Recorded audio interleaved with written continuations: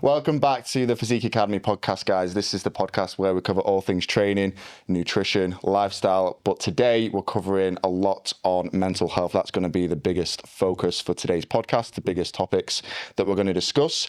And today's guest is Nicola Kelly. How are we doing, Nicola? I'm good, thank you. Very good. And very briefly, we're going to be talking a lot about Nicola's background and how she got into therapy, counselling, but I've actually got it noted down here because you specialise in a few things. I do. Yeah. You specialise in a few things: integrative counsellor, hypnotherapist, and life coach. And she's the head therapist at Physique Academy.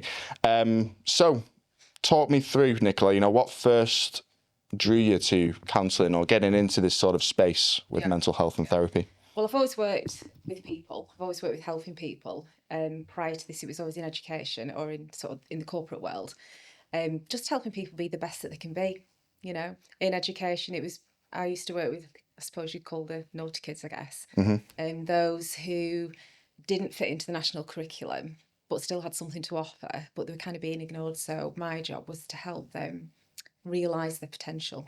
And did you work at different schools, or was it just one school in your own practice? Whole of the Lancashire patch. So I didn't work for a school. I worked for an organisation, and we provided service to schools. Mm-hmm. And the Northwest, Manchester, Liverpool as well. And your training, did you go to college, university? Yeah. Which university did you go to? UCLan. Nice. Local. Yeah. I was quite local as well. Working and studying part-time. So I did it that way. And what sort of, where did your passion come from, to get into counselling, mental health?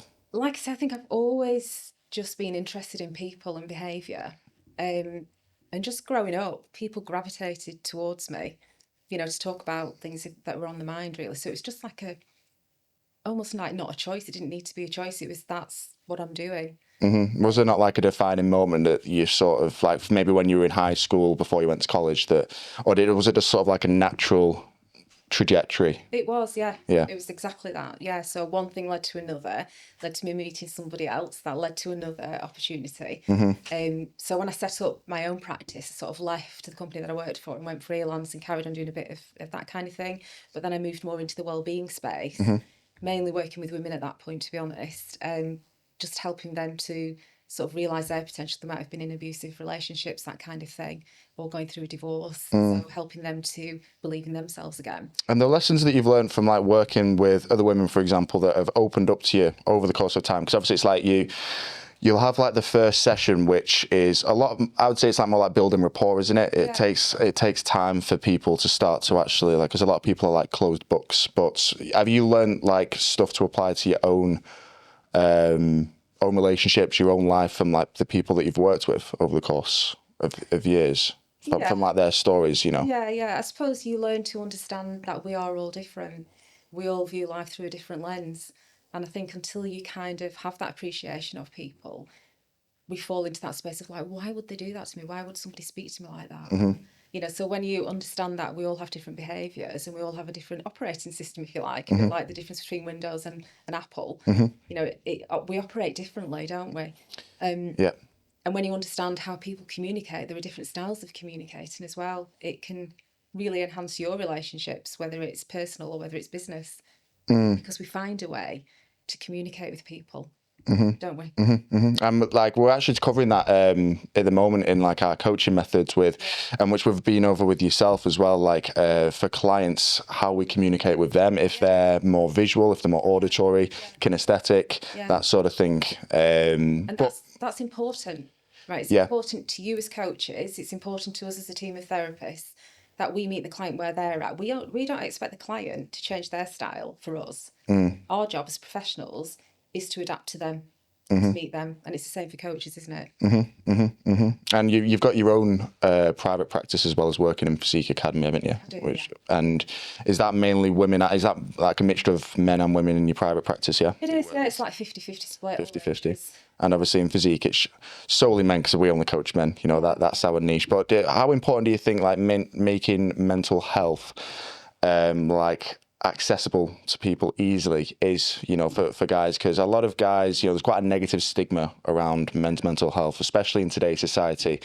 A lot of men, even like they'll sort of downplay it and think, like, I've had a lot of clients that I've spoken to and they might be going through something or having more stress with work, or struggling for like time management and all these different things, or there might be just something that they perceive as small but is actually like amounting to quite a lot of stress in their life. So, you know, especially for men, how important do you think it is for this to be accessible in the brand?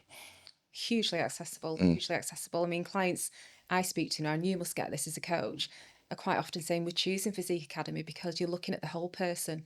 It's not just about the physique, it's about the emotional body as well. You know, and they work together, don't they? You know, they work together. You know, if you want great results in a body transformation and you have limiting beliefs, you know, then if you work with the sort of in the mental space as well, you know, your sort of mental fitness, you're going to get to where you want to be much more quickly. But also you're going to get those sustained results because you've addressed some of your faulty thinking or faulty wiring.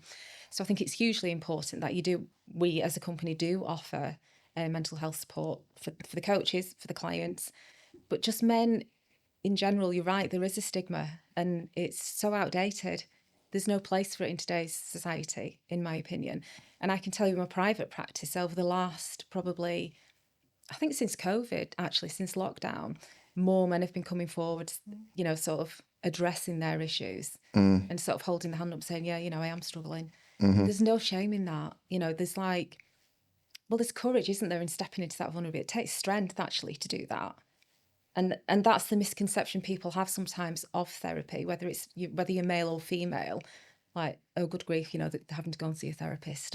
You know, it's like it's a weak thing to do. But actually, it takes an enormous amount of strength to go and talk to someone about what you're struggling with, because quite often we have to face difficult things about ourselves that we'd prefer not to be seen or to talk about. Yeah. So it takes courage, you know. And I think one of the biggest barriers that people see is like they might accept and go for one session. Yeah. But again, like I mentioned before, that first session, you know, it takes time to sort of go through the sequence, you know, of getting someone to open up, especially for your job as a therapist. You know, it's not like you just jump on a call with a stranger. Like for example, like I've spoken to Nicola quite a few times. This is our first time meeting in person, but you know, I've had quite a few meetings, and the first meeting, it's always just like say, you know, you're getting to know me, I'm getting to know you, I'm getting to know about your life as well as you getting to know about me. Yeah. But then, you know, the more calls that you have, the more you can sort of delve into those sort of aspects of things. And obviously the way that you approach like different people has got to be different as well. Like you say, you know, the way that you communicate, sometimes you might have to be potentially more forward and upfront. Sometimes you might just have to maybe be more empathizing and nurture around the client. Is that sort of how you tend to approach it? Yeah, it's much the same as you as a coach. You'll find a way that works for your client, and you know, as an experienced professional, that happens quickly. I can usually work that out very quickly. Some people do prefer a direct approach, and then other people, they've got to warm up to it, haven't they? You've got to begin to trust the person that you're talking to. You've got to develop that relationship. And what I find is in my private practice, but also within the Physique Academy, a client might present with one issue. You know, they might think, you know, I'm too much stress at work. It's like surface level. Yeah. But yeah. then... So we call it a presenting problem in the therapy world. Yeah. But there is always underlying issues. So you might start off with one thing, you know, and they might think, oh, it's not too bad, this, I'm going to go and talk to you about this. But then we start to really delve deep and we can clear loads of issues from childhood even. And it's so freeing for people. If you think about the amount of capacity that frees up in your mind when you let go of that difficult baggage that you've carried probably from childhood, you know, so it takes time to build that relationship, you know, to be able to feel safe and to open up. But you know, we're skilled therapists. We can do this on a screen, which didn't happen that long ago, did it? It only really took off from COVID. Probably, I'd say maximum 8 to 10 years. I'd say you had like Skype before that, but yeah, it wasn't really like a done thing. You know, you don't ever really offer therapy in that way, you know. But I can confidently say it works really well. And it was something that I probably did shy away from for quite a long time because I like to be in front of people. I was the same. Yeah. I was saying, like, working online, you know, it's so much better. Like, again, going back, I've said this before, but the podcast, I like doing this because we sit down one-to-one, you know, it's in person, one-to-one interaction, communicating. But just going back to, you know, like you'd said about like PTSD, I think that, again, for men specifically, derives from the way they're brought up from childhood. Like me, for example, you know, sort of touching on my own experience with like my father and stuff.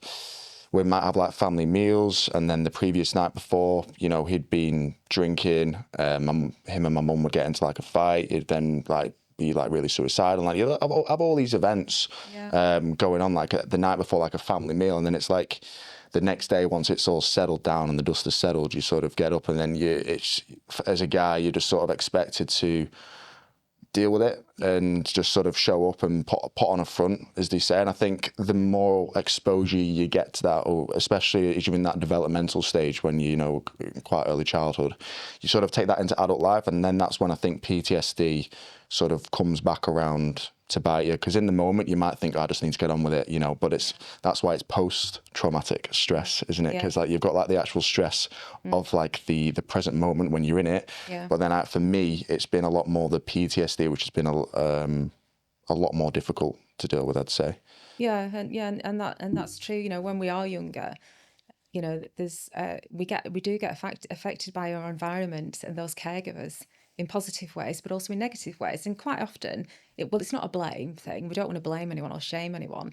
Our parents or teachers, because they can affect us, we're doing the best that we can with the skills and the knowledge and the wisdom that we've got at that time. And no one's perfect. We all make mistakes, don't we? But it can impact us at a young age, children at a young age. And then what happens is it's like a little seed is planted in your mind that when A happens, I react like B.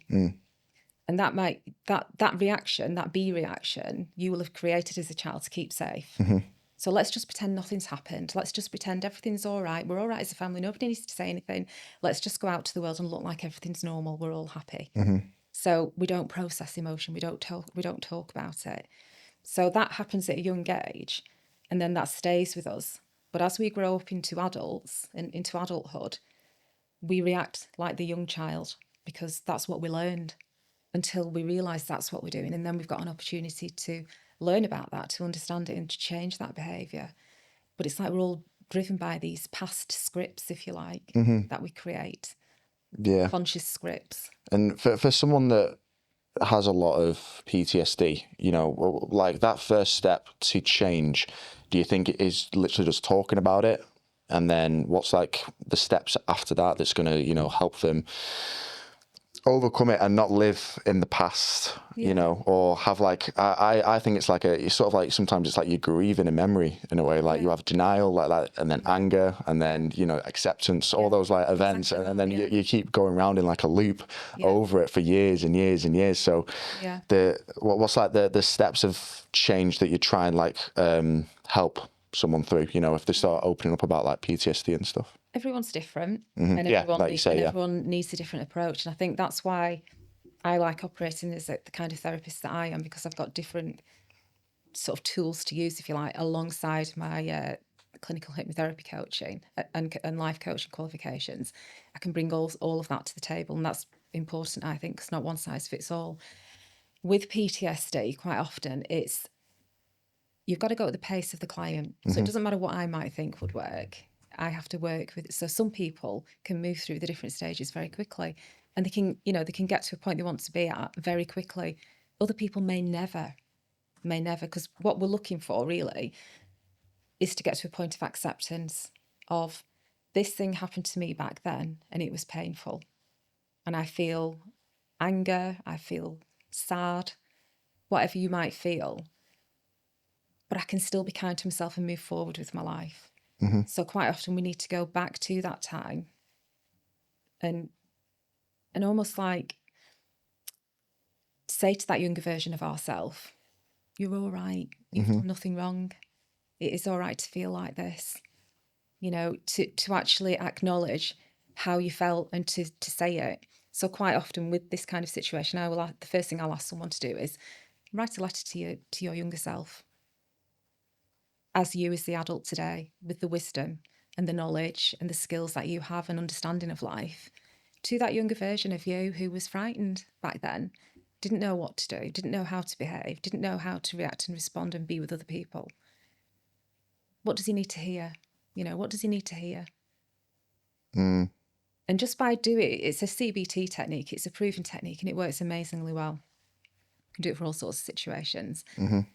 But what that allows us to do, it allows us to open up completely in a really safe way, saying exactly what you feel like, how you feel, that you feel angry towards your dad, that he would put you through that he would treat your mum that way, that he made it difficult for all of you. You could express it all in that letter to you and to your younger self, and say it wasn't your fault, Ash. You did good. You did good. And Dad struggled at that time, and I didn't know what that was about. Yeah, I know. Obviously, again, I'm a little bit more open than I used to be, thanks to you, in a sense as well, about this sort of stuff. But yeah, when we'd spoken before, I think for thinking back to that sort of time, I'd rationalised it a lot. Yeah. With sort of, especially as I got older, again, I think that's where like PTSD has been hard for me, because I put myself in other people's shoes instead of selfishly, in a way, thinking about yourself. Well, it's not selfish. Let's not call it that. It's not selfish. Self-care. But then, when you're going through it, it can feel like you're being selfish. You tell yourself that you're being selfish. Yeah, exactly. Yeah, that's what I mean. Yeah, you tell yourself that you're being selfish, but like you say, you're basically like looking after yourself. But it's hard to not get into that mindset of like, oh, they had this going on and that going on. Times were tough. There was a recession, and that's ultimately why those sort of things happened. But then you've helped me to sort of debunk that in a way, and is that like another CBT method that you'd use with people quite frequently? Yeah. But it's all moving towards that place of acceptance. With any kind of trauma, we get stuck in resistance quite often, don't we? It's like, because this is just like, why has this happened to me? Why did I have to have this life?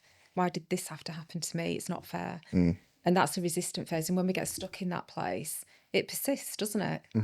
So by being able to move towards acceptance of, it's not what I would have chosen for myself, but it's happened. And, you will be stronger and wiser because of it, which I know that might sound quite difficult for some people to hear, especially if you're talking about abuse. It's very difficult, isn't it? And I think it helps shift your perspective around it, and it's mental resilience as well, isn't it? I think, it's like lessons learned. Anything difficult that you go through in the past, really it's building the future you, but then it's still quite difficult to deal with, per se. You've still got a lot of different mixed emotions in your head about it. You do, but you're learning about yourself all the time, aren't you? If you think about someone, who goes through school, goes through childhood, seemingly has like no problems, no challenges, they get into the 20s, the late 20s, and boom, something happens. They're like, I don't know what to do with this. I've got no resilience. I don't have emotional agility. And that's a shocker, isn't it? Where if you look at someone who's had difficulties in their life and they've overcome them and they've got stronger and they've got wiser, they've got more endurance for life, really. So as parents, when we try to protect our children, we're not actually doing them any favours. We're not helping them to be resilient. We're not training them in sort of mental endurance, if you like, emotional endurance. No, for me personally, from my own experience, I think it's helped me become more like, in general day-to-day life, like more nonchalant, I want to say. Like, if that's one thing that might trigger an anxiety response or like stress response or, something like that, I'm just like, I have like the mindset of like, it is what it is. Yeah. Because it's like, I've been through a lot worse. Yeah. So stuff like that is like nothing. Yeah. To me, like recently I got, when I was at snowboarding in Austria, someone stole my credit card and spent like thousands of pounds, and I got like an email from them, was like, oh, all this money's been spent. I've been disputing it, but for a lot of people that were like shit, like I need to sort this out. But for me, I was like, shit happens. Shit happens. But I think you do develop more coping mechanisms. And like for me, with my partner, in my relationship, I think that's why we're like the yin and the yang, because we've both come from very different backgrounds, and she's come from a lot more like potentially privilege, whereas I've come from like more of a modest, not like poor or anything, but quite a modest background, where there've been more family trauma, and that's why we work quite well in our relationship. But over your lifetime up to the point you're at now, you will have learned so much about yourself, and to be able to have that kind of reaction and response to what some people would consider that a trauma, but to be able to think, well, what can I do about this? Because that's what you're doing, but you're doing it automatically. What's within my circle of influence here? Can I fix this? You can do what you do, and it's like, oh well, it is what it is. You bounce back more quickly. That's the emotional agility bit. That's what you've learned to do because of your life experience, and that's a good thing. So although it's not been easy for you, your emotional intelligence is very high.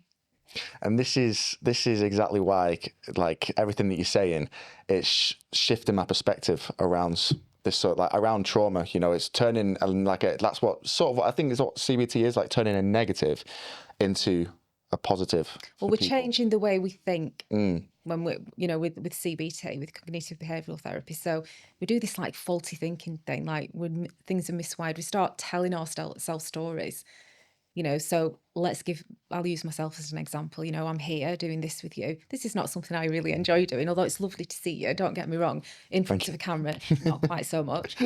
I don't like doing it. So, no. and I've avoided doing it really. And is it because of a story I told myself? And what was the story? I don't put yourself in front of a camera and what are people going to say? What will they think? What would they say about me? And that goes right back to being at school, and you might be someone who gets picked for things at school, and that's great. But then when you realise that at the time other girls had a problem with me being picked for things, and you start to get bullied, you shrink yourself down so you don't get noticed, and that stays with you. That stays with you, and that informs your decisions as an adult in the future. And it becomes like an insecurity that you project on yourself. It's a limiting belief you have about yourself. So with CBT, we find out what that is, we explore, we get curious. Where did that belief come from? That you felt like you couldn't allow yourself to shine in front of people because it was dangerous for you, it wasn't safe.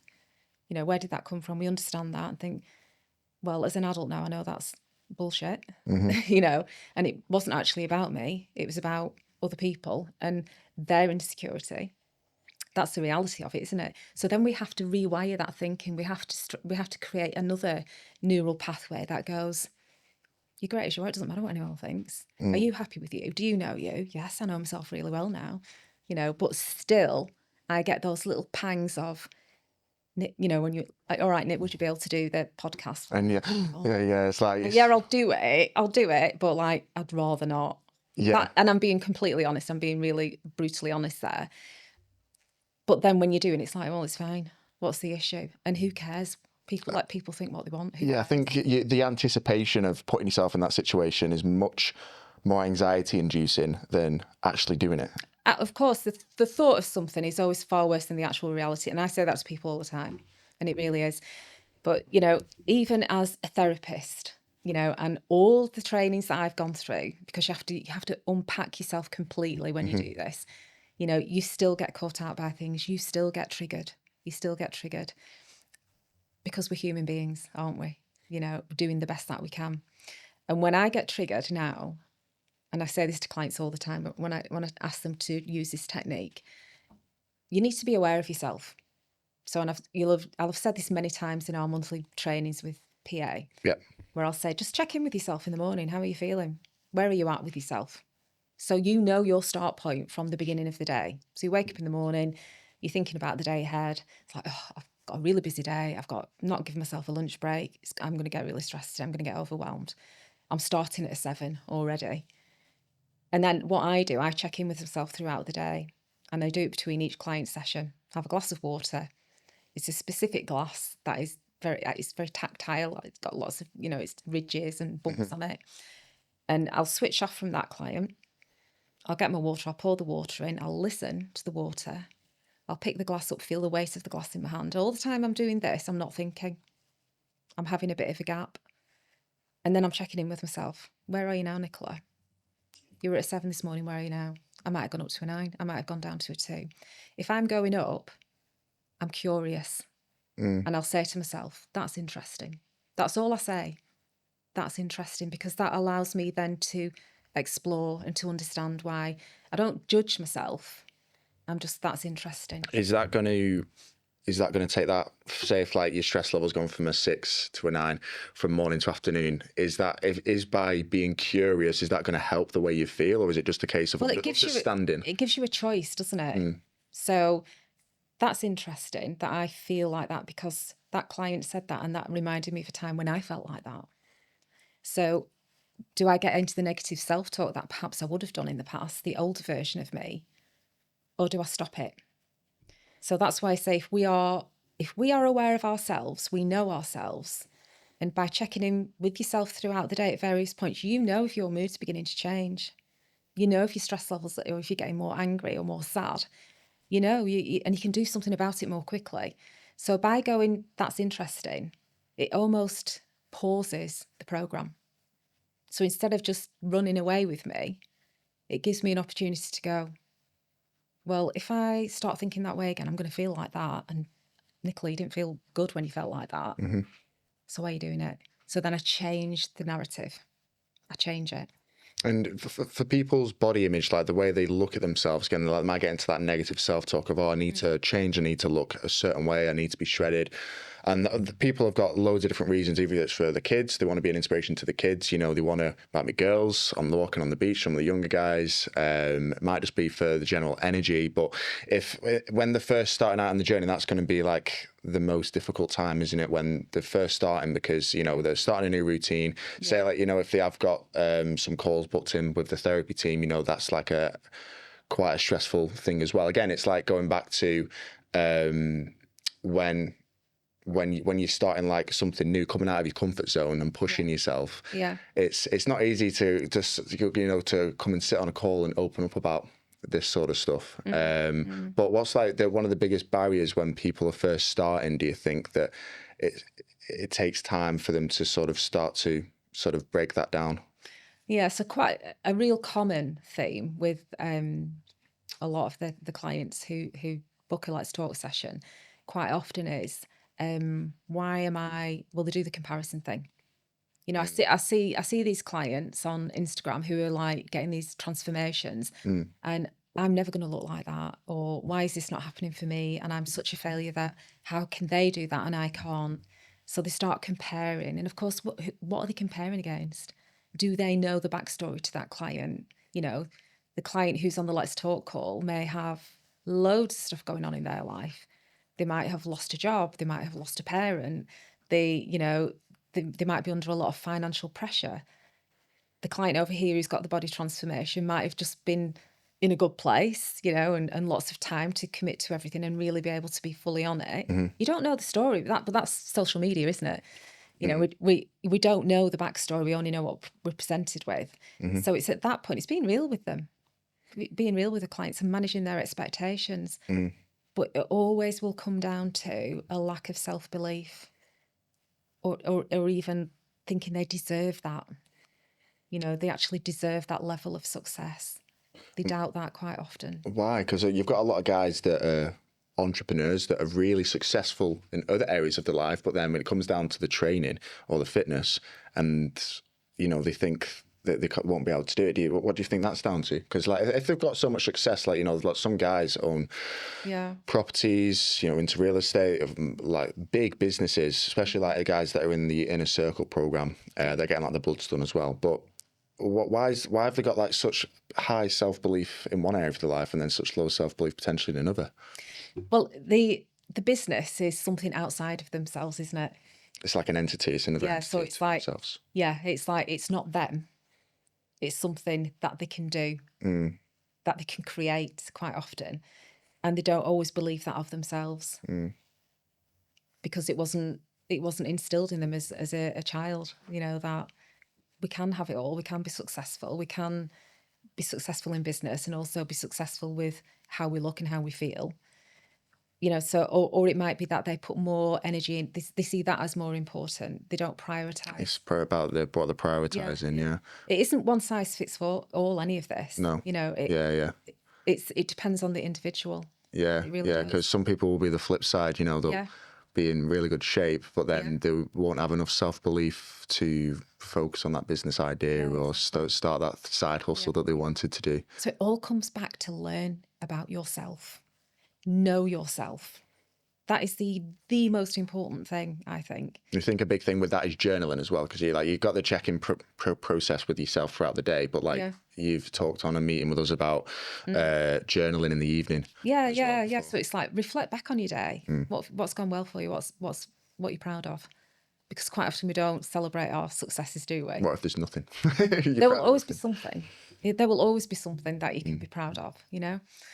You just sometimes have to look a bit harder depending on how you're feeling.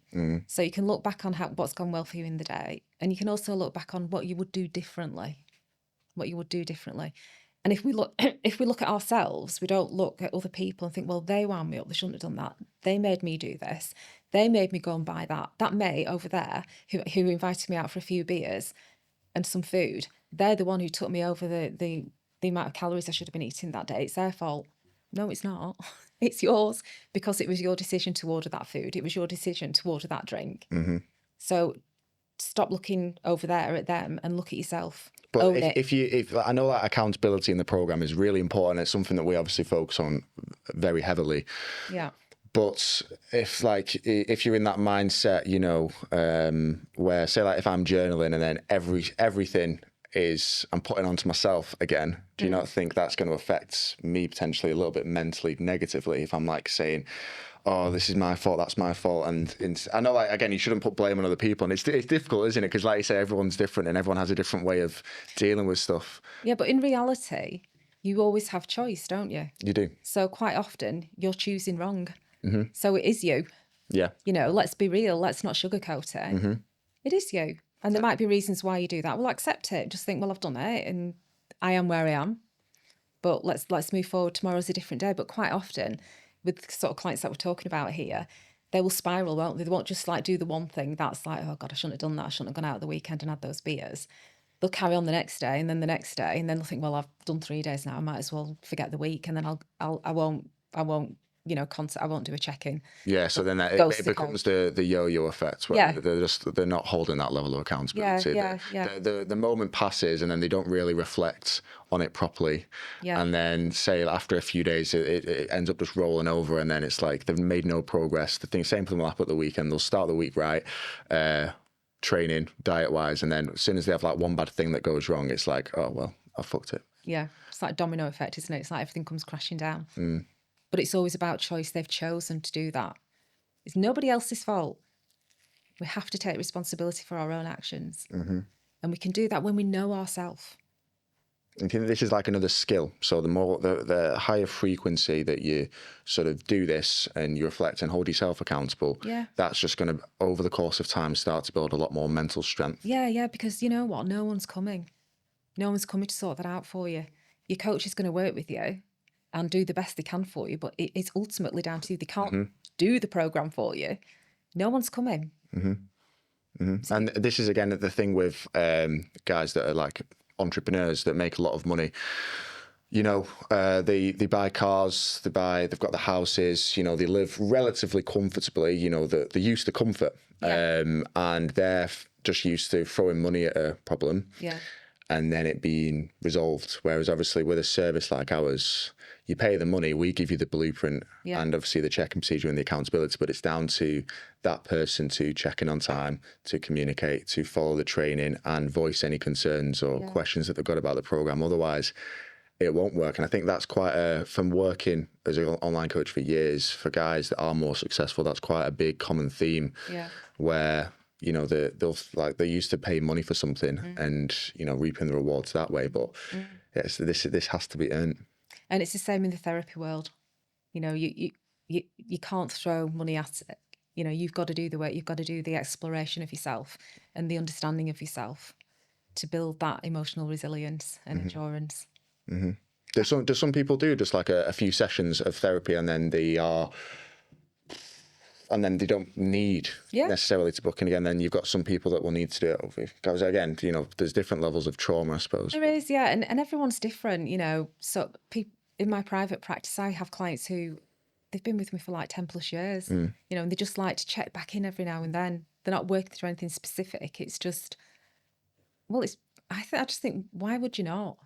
You know, you look after your sort of your physical appearance. It's a good idea to look after your sort of emotional well-being as well, and just checking. And then some people, well, they might have 2-3 sessions and they've got what they needed. Yeah.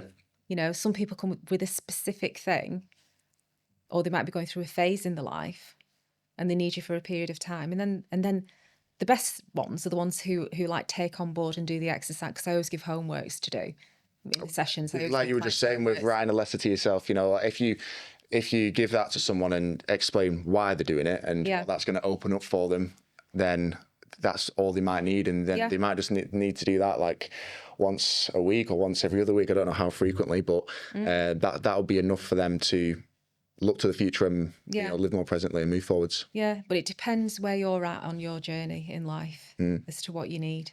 But we all need support at some point in our life.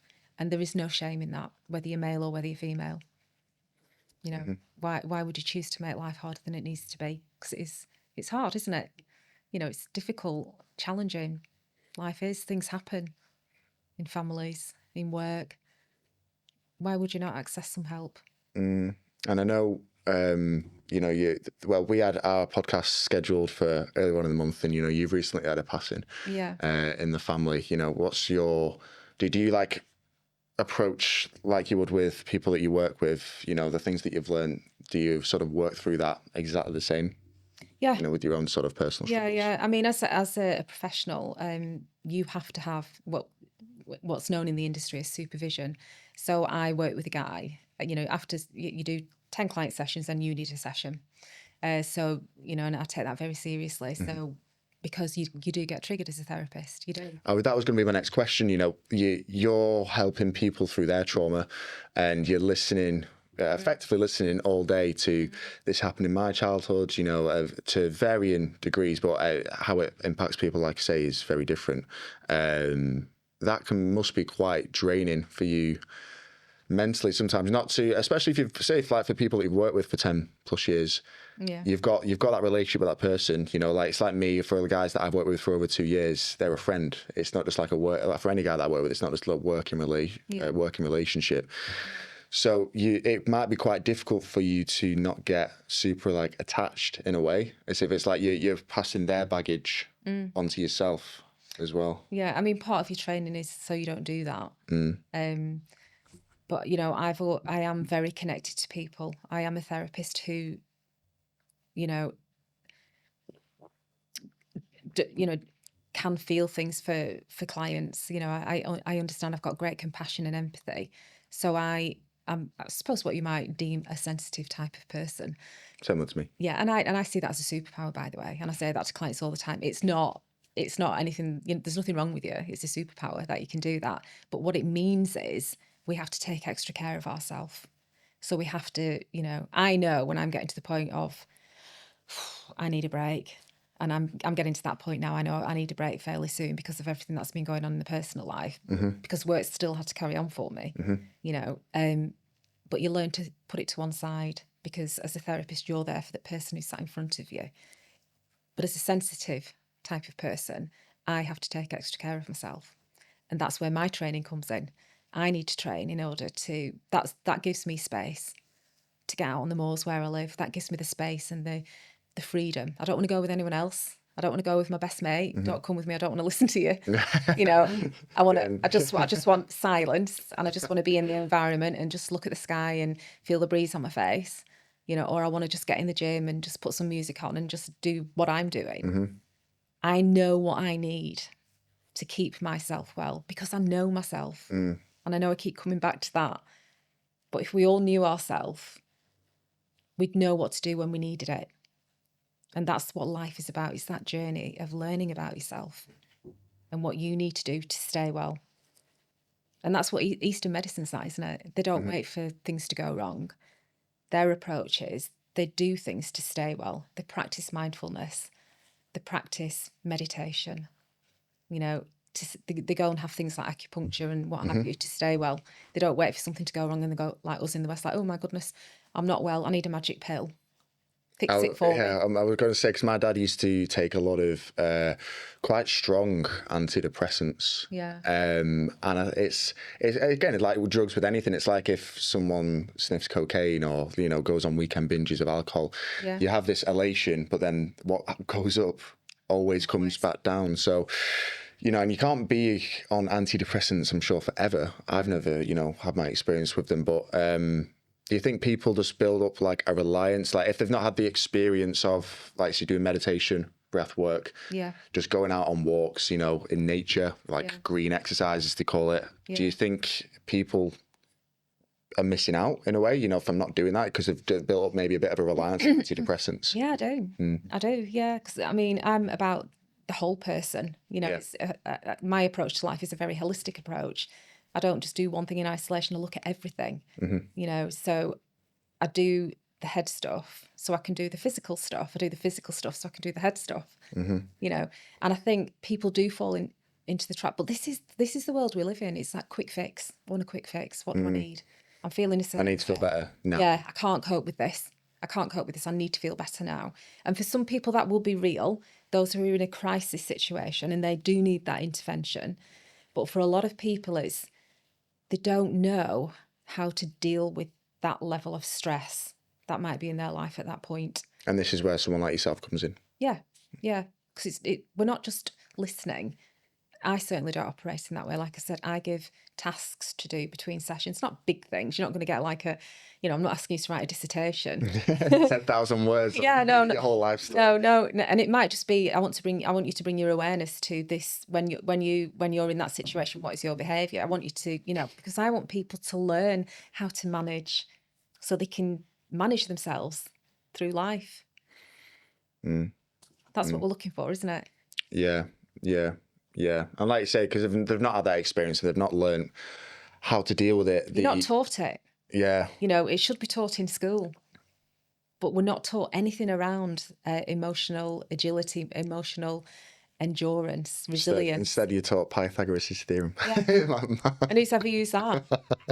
I know, certainly not me in my professional life. But no, yeah, I completely get that. I think building up a reliance on like that particular drug, it's eventually you're going to get to a burning point. And you know, because there's only like the way your brain works, you know, like for like your serotonin and your dopamine, there's only so much that you can deplete that by if, you know, you're just caning these pills before effectively, you know, it's just going to have the reverse effect and you're going to feel more fatigued. And I actually saw a study that showed, like, for example, ice baths. So if you have like a cold shower for 5 minutes in the morning, your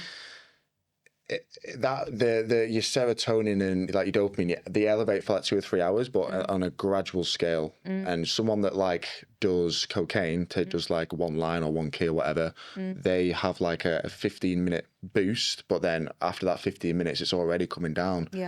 So it's like you've got one, like again, which is a quick fix that goes boom straight up and then it comes straight back down. When you've got one that's again a natural remedy that is a slow rise over the course of many hours. So I found that quite interesting. It is interesting. Another interesting fact with that is I read recently women don't need to be in the cold water as much as men to have that same effect, apparently. Anyway, fun fact. Got off lucky. Yeah. But going back to that, what stops people doing the ice bath? You know, the physical pain you've got to do to get to that. People don't like discomfort. They don't like physical discomfort. They don't like emotional discomfort, and they will do anything to avoid it. We try to avoid it, where we have to get comfortable with being uncomfortable. It's the process of being in the gym. You know, running. It's it's the run as high that people get, isn't it? After where it all like resistance training, the actual process of doing said thing is not enjoyable. It's only once you've finished, you've done 45 minutes, you've done 60 minutes, you walk out, like I've done legs today, I didn't want to do it before, and I was feeling tired and sluggish, didn't get much sleep last night. But then once I've sort of gained the courage to do it, and I've sort of reminded myself of you're going to feel this much better after you've done it, that's basically what allows me to keep on track with my training. And and that's the thing, is it's, you know, I've said this many times to clients. Sometimes I'll wake up in the morning and, you know, I've got a busy day, I want to get some training because I'm not going to get time at the end of the day. Mm-hmm. I don't feel like it, I'm tired.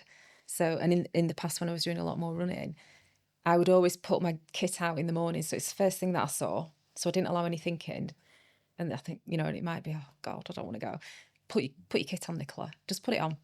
You know. See how you feel. Yeah, just put your kit on. And then and then it's like, well, just set off for the run. Mm-hmm. And then if you don't want to do it, you can always come back. Mm-hmm. You never come back, do you? You just do it. So it's almost like you've got to trick your mind. You know, you do that mental rehearsal almost of putting the kit on, going for the run, getting in the gym, doing that session, remembering the feeling that you get afterwards and that sense of achievement, and really focusing on that and allowing, you know, it's like a hypnotic technique that you can use. Get into that feeling, notice where that feeling is. Yeah, so instead of like seeing like get into the gym because you think, oh, again, like people, especially that have got like ADHD, for like going to the gym, I've noticed the overcomplicate in their mind. I need to do this, and then they just end up procrastinating on the phone because they're like, I've got all these things to do before I actually get there. Whereas like you say, if you just see it as a step by step, one thing leads to another. Put your shoes on, put your kit on, walk out to the car. And for example, today I actually trained at home because I got through that. I put my gym clothes on, and then I started like doing a bit on my phone, like messaging clients or, you know, doing whatever. And then I was like I know that we had our podcast. I was like, I need to get an hour in. I said it's going to take 10 minutes to drive to the gym, 10 minutes to drive back. Okay, so that's 20 minutes. Then that's only going to leave me 40 minutes to train. That's not enough time. And again, I started to overthink it. So I'm like, I'm just going to train at home. I've got like dumbbells and kettlebells and stuff at home. So you can always take a step out of the equation as long as, you know, you still get to that end goal of what it is you're intended to do. Yeah. So rather than focusing on what you can't do, right, well, what can I do? Yeah. It's that shift in mindset, isn't it? So we're not worried about what we can't do, but what can we do? What can I do? And that was a perfect example that you gave there today, how you approached it. But we're like hardwired to make it complicated, aren't we? And we don't need to. Or you just see it as a long process, like I say, to actually achieving it. It's like, for some people, especially depending on where the gym is, it can be like a long, like it's travel time, and then just going through the training, then coming back. It's just it's a lot easier for people to just think, you know, I've got other things to do, I've got other things to prioritize, I'm going to skip today. Yeah. But then once you get into that mindset, then the next day, I'll skip today. Yeah. And you've almost not got to let the thinking happen. It's like, just don't allow that, especially people with ADHD. Because you can talk yourself out of anything. You can overcomplicate everything and procrastinate forevermore. Yeah. So you almost don't allow, like when you wake up in the morning, don't think, oh, I'll just have a couple more minutes, or I'll just pick my phone up and start, you know. Alarm goes off, boom, straight up. You don't think about I'm tired, or no, you don't give yourself that millisecond to think I'm tired, or I can't be bothered, or it's cold. You just get up, you do it. It's like 5, 4, 3, 2, 1, up you go. I in terms of like the habitual side of things, I use when I'm speaking to clients about, you know, making it part of their identity and part of their lifestyle and routine, I'll use, like, you know, people wake up and they instinctively, you know, first thing they do for a lot of people, not have a coffee first, but is brush their teeth. You do that morning and night, because again, that's something that's been hardwired and ingrained since you were a child, you know, and again, that's a habit, unless, you know, people somehow get out of that habit, which they shouldn't do for personal hygiene. But I say it's that eventually, you know, once you've done enough repetition of it, you build up like to the point where it is a habit, and it is, but it's like seeing it as brushing your teeth. You don't see your day being completed without having that box ticked. And then again, that takes the thinking out of it, because then it's like you do it no matter what. It doesn't matter how you feel, if you're tired or whatever, you're gonna make sure you get that session done. It's, you know, this sort of thing that's around at the moment is 75 hard. Is that what it's called? Yeah, one of my friends has recently done that. My daughter's just done it. Did you do all right?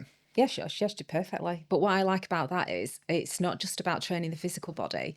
It's you know, there's time for self-reflection, the reading of books. The reading, yeah. And in that 75 days, she didn't watch any TV at all. I mean, she's really into fitness and running anyway. She's, it's a passion. So it would have been just a little bit easier for her to sort of a challenge like that. Because for some people will do like a challenge, like Couch to 5K, for example, that have just spent the last 2 years spending evenings sat on the sofa watching Married at First Sight. I like that. Yeah. My mum watches it. It's from the behaviour point of view, and I like, it's only the Australian one I watch because I like the professionals. Yeah. But yeah, I'm a little bit obsessed with that. So is completely up to date with it. But you're still active. So again, you've got other priorities. That's not like in Netflix or going through different series and binge watching your evenings away. That's not you. Whereas for some people they might think, oh, I need to get fitter. I'm going to do the Couch to 5K, and then they'll just go from like 0 to 100. Yeah. And then again, it's like there's no sustainability factor in that. And again, that's why with like our coaching program, the information that we get from like the questionnaire is super important, so we understand what that person's realistic starting point is at, what they've got available to them, what's realistic for them, from their experience and what it is they're looking to achieve. Yeah. And I think, with the program, it does shine a light on some issues that people have at the beginning, because if you're embarking on this program, and it's hard, it's a tough program, it's not easy, but that's why you get the results you do, of course. But sometimes it takes people by surprise that, like, oh God, I've realised that I'm really bad at prioritising myself. I've got a real problem putting myself first. I can't do it. I don't know how to do it. What do I do? Like time, for example. Some guys, like I've got a guy that I'm working with at the moment. It's like every week that we check in, it's like I'll see that, like there's sessions that are flagging up as red or incomplete, and then I'll sort of quiz him on it and ask him, go over it with him. And it's always, I've been working 16-hour days, and it's like, how for example, like if someone books in with you, and they are struggling more with time management, I try and like break it down. I go over like the Eisenhower matrix of like prioritizing, what's important and urgent, what's not important and urgent, not important, not urgent, all that sort of stuff, so they can actually look at what they've got to do in the day for the prioritization. But how would you approach like with someone like that? Would you go over like step by step, from the time that they wake up, traditionally, like throughout the week, to the time that they go to bed, like within each hour, what is it? I would more likely explore why they find it difficult to put themselves first. Yeah. So again, how would they ended up like that? Yeah. Because there will be a reason that's happened. They will have adapted their behaviour because of something that happened, probably, and it's just carried on. And then they just turn into, quite often, people pleasers. Don't want to say no, can't actually say no, I'd rather do this. So I would explore that first. And then the bit that you talked about is looking at the day. They can do that themselves, or should be able to. Once they've got an understanding. Quite often people just need an understanding. Why have I got this behaviour? Why am I like this? My best buddy's not like that. My brother's not like that. Why am I like that? And you think that's something that's like ingrained from just the way you built your character, your personality, or do you think that's your environment? I think it's a combination of both. Yeah, I don't think it's one or the other. It's a combination, and it's just how we learn to live. And it just stays with us until it's not working for us anymore. Something happens, and it's like, oh, I don't feel happy. I don't feel fulfilled. I don't feel content. So that's when people start to look at themselves and think, why do I do that? Why do I always compromise myself? Why am I always passive? And for a lot of people, you mentioned something there, like it's like a moment of realization. Yeah. I spoke on the podcast with George briefly about this. Some people, it's not like a long and sustainable journey out from maybe working so much, having these like feelings of PTSD, stress, anxiety, or whatever from the past. It's like, sometimes it's just a switch, and then they instinctively make change from that. Do you think, again, that's down to their environment and the way they're hardwired, or do you think it is just some people just have like a moment of realization where they think, I need to change? I think it's a combination. Yeah, it's not black and white. No, it's never black and white. When it comes to the mind, the way people think, it never is it? No, never is. No, there's too many variables. But it's getting a really good understanding of yourself and how you learn to operate in the world. Yeah.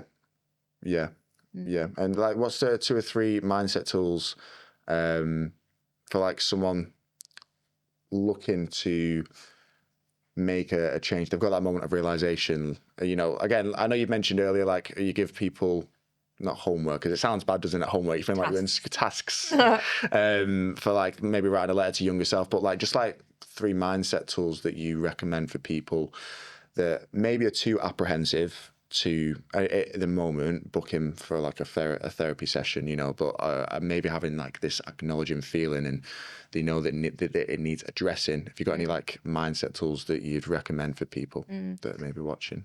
I think to become aware of their thinking in situations where they feel discomfort. So how are you thinking? What's that self-talk that's going on? Because we all do that, all of us. How are you talking to yourself? Is it helpful? Is it encouraging you? Or is it actually discouraging you? Is it a negative voice? So become aware of that. Once you have the awareness, you have the choice to change it. And quite often I'll see one client for one session and I'll just teach them how to do that. And then that's it. They're like, oh my God, why did I not think of this before? It makes such common sense. It does. But we have a tendency to want to overcomplicate things. But we don't need to, you know. So that is super helpful, I think. Become aware of what your thinking is. Become aware of how you're talking to yourself. And just make sure you're talking to yourself in a positive way. Change it. Do you think religion is sometimes good for some people? Because I grew up as a Catholic, so I'm not as, I wouldn't say I'm as religious as I maybe was when I was younger, but I had like some grandparents that passed a few years ago that were very religious, you know, went to church every Sunday, you know, and have that sort of faith. Do you think people that are maybe more like agnostic atheists, for example, that don't really have a belief in sort of like any sort of religion, do you think that can sometimes prevent them from wanting to act on like the way they're feeling mentally? Possibly, potentially. It's a theory, isn't it? It's a theory. I mean, to think that, well, doesn't matter what your belief is, but there's something bigger than us. Bigger, just look at the world, look at what's there, that's available to us. There's something bigger than us. And having that kind of faith can only help you, can't it? Whether it doesn't matter what your faith is in. Because like a priest, I suppose he has some element of that with people, because there's like the sacrament of confession, isn't there? And that was probably quite a big relief in, again, just sort of people getting it off the chest, and then they think, they've been forgiven for the sins and stuff. That can really help people, I think, mentally, like moving forwards. Yeah, it can, but it's just, it's expressing yourself, isn't it? Expressing how you're feeling. I mean, priests, vicars, reverends or whatever, they are almost therapists themselves, aren't they? I was just going to say, there is an element of that, isn't there? Yeah. Okay, so I wanted to move on to a little bit like the coaches, because you've given a good debrief, and for anyone that doesn't know on the program or isn't on the Physique Academy program, as part of the training, the nutrition, which for us as coaches we handle, you do get 5 free calls as part of the program. Now, they're not mandatory to use, but I do always suggest for people to utilize it anyway, because it's included as part of the service, and it's that, again, that additional element of support for people to utilize. And again, like, I think you're really good at helping people uncover those sort of things where superficially they might think, oh, there's nothing wrong with me, but then once you actually start talking about things, you're learning about their childhood, their background, work. There might be that boss at work that really grinds the gears, and that's causing them like a lot more stress.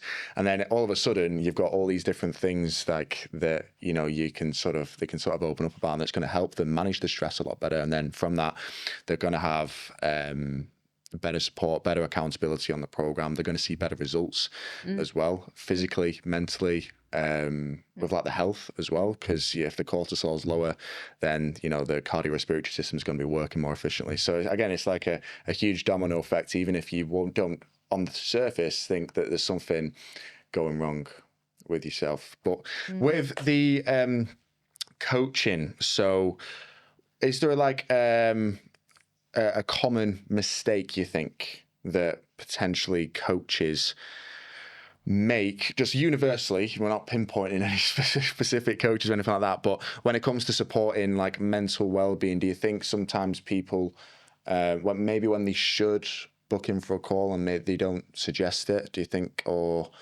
anything like that? I think it's not to be afraid to suggest it to the client. You know, looking at your responses and your feedback, it seems like you're experiencing a bit more stress than you would normally. Have you thought about talking to one of the therapists? I think it's don't be afraid to approach it, because that's the men don't like doing that, do they? Again, going back to the stigma, you know. Yeah. Like my husband, for example, he's met a couple of mates the other night, you know, and I sort of said, oh, how's he's getting on with his mum who's poorly, and he's like, oh, I don't know, didn't ask. Like, that's the first thing you would ask if you were a woman. Well, what did you talk? Oh, talked about work and his running and it's funny. the race he did at the weekend. I've seen like a few things on social media which are like skits, and it's like guys when they're speaking to the partner when they found out, say like the best friend is like broken up, and then the girl's like, oh, so what happened? Don't know. How did they break up? Unsure. When did it happen? A few weeks, months, I don't know. We're just guys again. We just sort of sometimes don't. No, so it's you don't want to. I don't know. You just don't want to ask. You feel uncomfortable asking, and I think the coaches. I think you're all really good at doing this anyway. But if it's one thing I could, I say is needed, is don't be afraid to say how's your headspace. You know, don't make it like, oh, it's a bit of a touchy subject. It's not. You talk about the physical body. How's your physical fitness? And what about the mental fitness? How's that going? How are you dealing with the stresses of fitting this program into your life? It's asking the questions, isn't it? Like the importance of communication. And again, maybe being a little bit more sensitive, but emotional intelligence, like any other skill, is something that you develop, that you build over time from repetition of asking these sort of questions. That's right. But, I mentioned there mental fitness, and I say this a lot to people. You know, if we were to view our mental health in this program, particularly as mental fitness, so we're prepared to put all of the effort into training our physical body and improving our physical fitness. Yet quite often, the majority of people do nothing for their mental fitness. And then they're surprised one day when they think, I can't carry on, it's too much. You know, I feel everything's too heavy, I can't deal with this, I need to run away. You've not done anything to improve your mental fitness. You'd never enter a marathon and then just turn up at the start line of the marathon thinking, I'm going to do great in this marathon. I'm gonna smash it. But with our mental fitness, we don't train ourselves to be able to deal with the challenges that we might face in life, the loss of a job, the loss of a partner, the loss of a parent. You know, we don't do anything. And we need to get better at that. We need to spend time with our mental fitness. And it doesn't mean an hour in the gym or an hour sat cross-legged on a mat chanting Om. We don't need to do that. You know, It can just be these little check-ins with ourselves throughout the day that builds that mental fitness so that when we're at the start line of that marathon, our head's in the right place. We know how to challenge those negative thoughts that we might have. And do you think sleep? Hugely important. Yeah, I was going to say. Prioritize sleep every time. Yeah, because I sometimes, especially if you are used to, if you might, like, I've got quite a hyperactive mind. Have you? If you couldn't tell, I'll like sometimes, I really struggle with sleeping because I'll lie in bed, and if something has annoyed me in my day and I'm struggling to switch off, I really find it difficult to actually like the process of going to sleep for me is the hardest thing in the world. Once I'm asleep, I'm out like a light. But some nights, if something's annoyed me in the day, or maybe I've had one of those tough conversations with the guys that I work with, something again like PTSD wise, that has reminded me of something. I don't know. It could be anything. I find it really difficult. So, do you think like that's where like journaling comes in just to help ease your mind, or like for example, looking at your phone or doing work maybe past a certain time? So do you think those are all like contributing factors to overall like your quality of sleep? Yeah, for sure. I think, it's good to have a good sleep hygiene routine. So, to stop looking at your phones by a certain time, put them in another room, because it's just habitual, isn't it? That we just, you might scroll. Yeah, and then hours has gone, hasn't it? Where if we just, it's not important what you see on there quite often, is it? So it's being able to put that to one side, to make sure you're properly hydrated, to spend a few moments doing that journaling, reflecting on your day. You know, so if something's sort of wound you up, has triggered you in the day, that's an opportunity for you. Instead of it being in your head, playing on repeat, you can write it down and it's out of you then. And just by doing it, sounds so simple. Like, how can that possibly work? It does, you know, because you've expressed it. You're not holding on to it. You've expressed it. So it's like, right, okay, that's done. It's not, I've done all I can now with that. It's not within my circle of influence to change the mind of that person. I've done all I needed to do. I've processed that feeling. It's okay for me to switch off. Yeah. But these are all just really good practices for anyone to get into. But and one thing at a time, you know, because a lot of people that are watching this, well, they might be taking notes or listening to, you know, some of the advice that you're giving, and then try and act on it all straight away. But that's overwhelming, isn't it? You know, yeah, of course it is. Yeah, it would be a bit like I say, someone entering a marathon and just turning up and running the marathon, not doing the training and the conditioning that they need to do before it. You wouldn't do it. You wouldn't just start running 26 miles on day one of your training, would you? No, yeah. You know, so it's the same thing. It's like just baby steps, just really small incremental changes will bring about a big compound effect. And you won't have noticed that you've done all that work. And one day you'll just be like, you know, I mean, I used to be someone who was in the job that I did. I used to get really stressed, and I used to be, you know, 2 small children. I'd gone through a divorce. I was on my own with my children, working really hard and really stressed. And I'd see myself at night sort of all scrunched up like this and think, oh God. Like uptight. Yeah. And not even knowing that I was like that, but constantly worrying about the next thing. Constantly. And I just thought one day, I can't do this anymore. I can't do this to myself anymore. It's just not all right. You know, and I'm supposed to be listening to my children, practicing the reading, and yeah, I'm there doing it, but actually can't hear anything that you've just said because I've been thinking about that meeting I've got tomorrow morning, and I've got to prep a presentation before I get there, and they are difficult people, you know. So you kind of you're going on like that, aren't you? So I learned at that point, I thought, I don't want to live my life like this anymore. I just don't want to do it. So then I learned to live a different way, and that's when I started to learn about mindfulness and meditation. And my husband now, current husband, because not the divorced one, he, you know, he'll say to me, "What are you thinking about?" And I'm like, "Nothing." And you've got to be thinking about something. I'm like, "No, I'm not. Just like looking I've done my space. thinking for the day. I've done my thinking, but this is," and I'm like, "What are you thinking about?" And he'll go, like, rhyme off 20 different things, like, and then that connects to that, and then I start thinking about that plane that's over there. Where's that going to, and how fast is that traveling? I'm like, what? Yeah.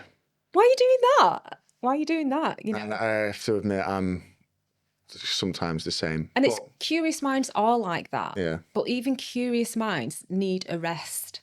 We do not stay on a treadmill 24 hours a day sprinting, do we? It would be impossible. Can you imagine the physical body?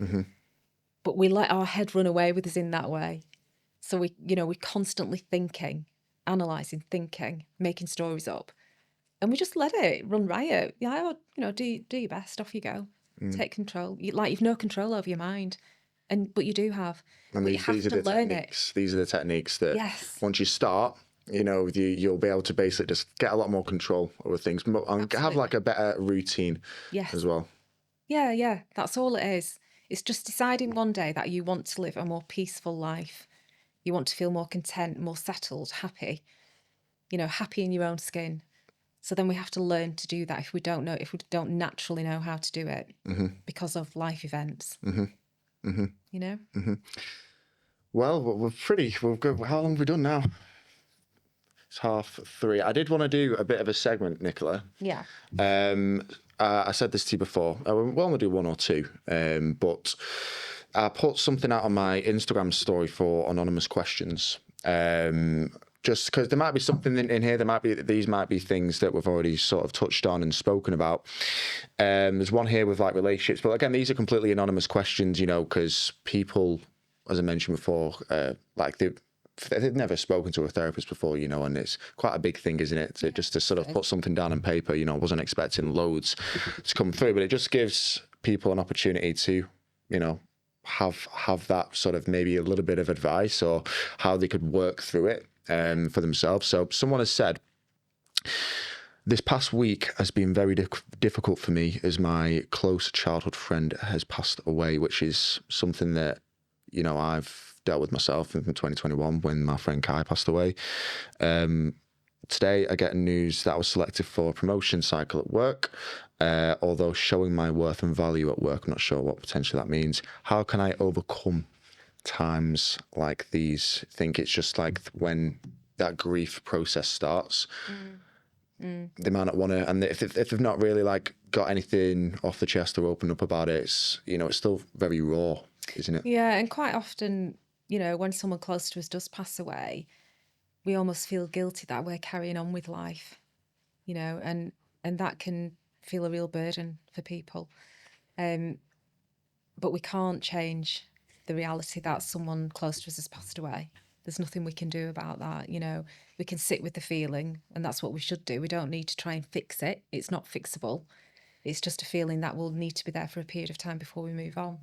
So, you know, that's all right. But we also need to acknowledge that we still have a life to live and we still need to carry on. But it doesn't mean we're forgetting about that person. We're still holding them in our heart, really, aren't we? And that's very something that happened to me when Kai passed. So initially, you know, when it first hit, I self-loathed, you know, drink, going out a lot more, neglecting myself, you know, not doing as much training. Obviously, naturally, for when I've that's all I've known since I was 14.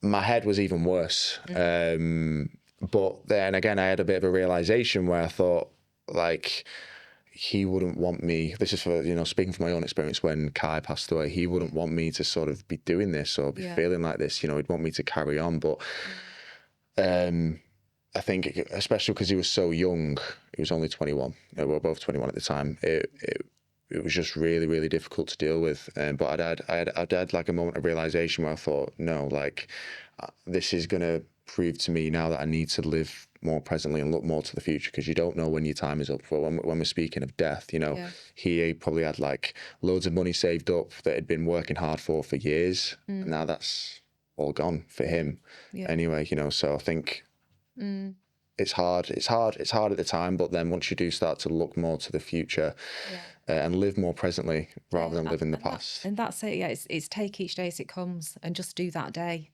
You know, so you wake up in the morning, you're not thinking about the next day or the following week. How might I feel? This is terrible. How long is this going to last for? You just get through that day. And if that day feels like it's too much, you just do the next hour. And the hour after that, you just take the pressure off. And you just keep bringing yourself back. This is what mindfulness is. You know, you just keep bringing yourself back to the present moment. Yeah, it is. In the same breath as well, it's hard to look to the future as well, isn't it? Because again, like you get yourself in your head and think, oh, they probably would have been, the person that's passed has now been looking towards the future. Yeah. But now their future's effectively come to an end. So you do just end up acting, I'd say, more on instinct, a lot more like you'd end up agreeing to like maybe more nights out and this and that because you think, what if that happened to me? Yeah, life is short. It is horrible. But going back to this question, so how can I overcome times like this? You just think just take each day as it comes. Yeah, a day at a time. Day at a time. A day at a time, and just allow yourself to feel what you feel. Don't deny yourself that feeling. Don't rush the process. And another one, I'll do the last one. Any advice on dealing with mood swings, especially when in a relationship? Is that the person who has mood swings, or are they talking about the person in a relationship having mood swings? That's a good question. Let's assume we're talking about the person that they're in a relationship having mood swings. Okay, yeah, let's go with that. Okay, so what is within our circle of influence there, do you think? What's in our circle of influence? Well, what can we control with that? I don't know, your environment, your attitude. You can, you can, you can. The only thing that you can control there, you can't make this other person behave in the way that you want them to, because that we've got free will. It doesn't work like that. The only thing that you are in control of is how you react and respond to them. So if you've got someone who's moody, for example, and you're like, oh, what's wrong? What's the matter? What is it? You know, and that just, you know, you don't get anywhere with that. If you just recognise they're in a mood, I'm just going to remove myself. They'll be like, oh, I'm not getting the response I normally get. And quite often they'll lift themselves out of the mood more quickly when we do that, when we change our reaction and response to them. Because they're so used to us, what's the matter? What's wrong? What can I do to help? Is there anything I can do? And it quite often keeps people stuck in that place. But if you just remove yourself or change your actual response, whatever that might be, they kind of sit up and notice. And honestly, this works so well. They go, oh, hang on a second, I'm not getting... Because out of the ordinary here, it's like expectancy at that point. Yeah. So then they start to look to themselves and they change the behaviour. Right. So, quick tip on... No, yeah, never thought about it that way. Never thought about it that way, to be fair. But at the end of every podcast, Nicola, I like to do just like it's like a quick fire Q&A. We always could speak for ages, no time's ticking on, but it's just, quick one or two sentence answers, and I don't need to be, I'll try not to respond too much. All right. So one quote or mindset principle you live by, you think? Could just be a principle. Yeah. So just take each day as it comes. Take it each day as it comes. Yeah. Oh, and no, actually, I've got an even better one. Okay. This is more important to me. Okay. And it's something that someone said to me a long time ago, and it's wait to worry. Because I was such a worrier. I'd worry about everything, anything and everything. So if something happens, and I think, oh God, I don't know what's going to happen there. I'm really worried about that. I think, well, no, just wait to worry, Nicola. And if you need to at that point, if it's something that you do need to worry about, worry then. And that just saved me so much energy. So yeah, wait to worry. A common myth about therapy you want to crush forever? That it is not easy. It's not the easy way out. It's not for weak people. It's for people who are incredibly strong and brave and want to face it. One piece of advice you would personally give your younger self? To not worry about what other people might think.